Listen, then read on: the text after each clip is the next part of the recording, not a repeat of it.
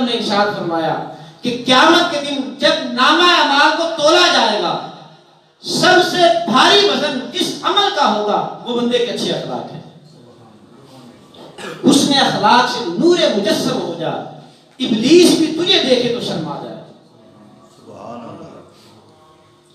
لہجے میں ہو اگر مٹھاس تو بول بہت ہے، انسان کو رہتی ہے محبت کی زبان یاد بہت۔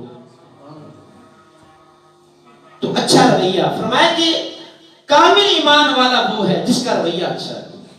اور خیالکم یاد ہی، بہتر وہ ہے جو اپنے گھر والوں کے ساتھ بہتر ہے۔ اور کسی آدمی کے اخلاق کو دیکھنا ہو، اس کے باہر نہ دیکھو، اس کا اندر دیکھو، وہ اپنے گھر والوں کے ساتھ کیسا ہے۔ اس لیے کہ وہ گاہک سے بھی اچھے انداز سے ملے گا، اس لیے کہ اگر برے انداز سے پیش آئے گاہک کو کسی اور دکان پر چلا جائے گا۔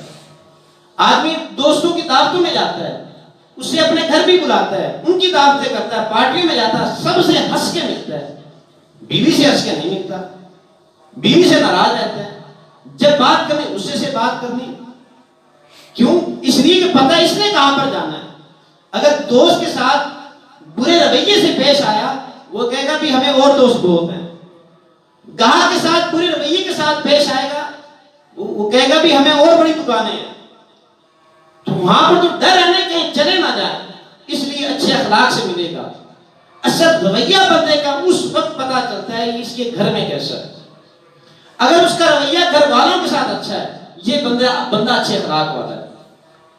اور بعض مردوں کی عادت ہوتی ہے وہ عورتوں کے ساتھ مزاح نہیں کرتے، اس میں اپنی توہین سمجھتے ہیں۔ اور بعض دفعہ ایسا ہوتا ہے کہ مرد حضرات بیویوں کے ساتھ اگر کہیں پر جانا ہو ان کے ساتھ جاتے بھی نہیں ہیں، بچے کو بھیج دیں گے، اپنے کسی اور بھائی کو اس کے ساتھ بھیج دیں گے، شوہر خود نہیں بیوی کے ساتھ جاتے ہیں، اس میں اپنی توہین سمجھتے ہیں۔ حالانکہ اب آقا صلی اللہ علیہ وسلم کی زندگی کو دیکھیں، حضور صلی اللہ علیہ وسلم جب کسی سفر پر جاتے اپنی ازواج مطہرات کے ناموں کا کرہ ڈالتے، جس کا نام اس کرے میں آتا اس کو اپنے ساتھ لے کر جاتے۔ اب وہ آج کل تو اکیلے سفر بھی ہو جاتے ہیں، اس وقت اکیلے سفر بھی نہیں ہوتے تھے، پورا لشکر ساتھ ہوتا تھا۔ جب جنگ کرنے جاتے اس وقت بھی حضور صلی اللہ علیہ وسلم کی ایک زوجہ حضور کے ساتھ ہوا کرتی تھی۔ آخر صاحب سفر سے واپس آ رہے اور حضور صلی اللہ علیہ وسلم کا طریقہ یہ ہوتا تھا کہ لشکر آگے آگے ہوتا تھا، حضور صلی اللہ علیہ وسلم سب سے پیچھے ہوتے تھے۔ یہ لیڈر ہوتا ہے۔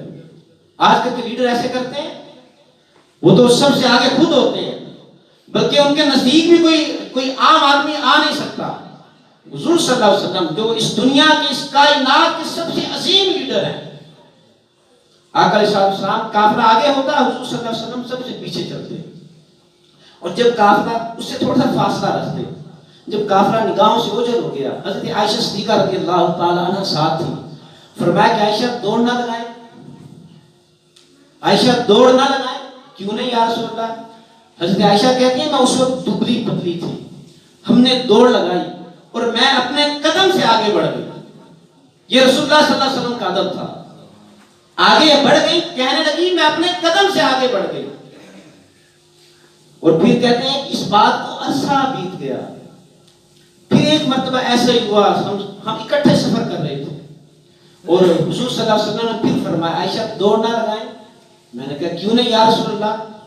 تو کہتے ہیں ہم نے دوڑ لگائی اور اس وقت میں ذرا بھاری ہو چکی تھی، حضور صلی اللہ علیہ وسلم مجھ سے آگے بڑھ گئے، اور جب آگے بڑھے پیچھے مڑ کر مجھے ارشاد فرمایا کہ عائشہ یہ اس دن والا بدلہ ہے۔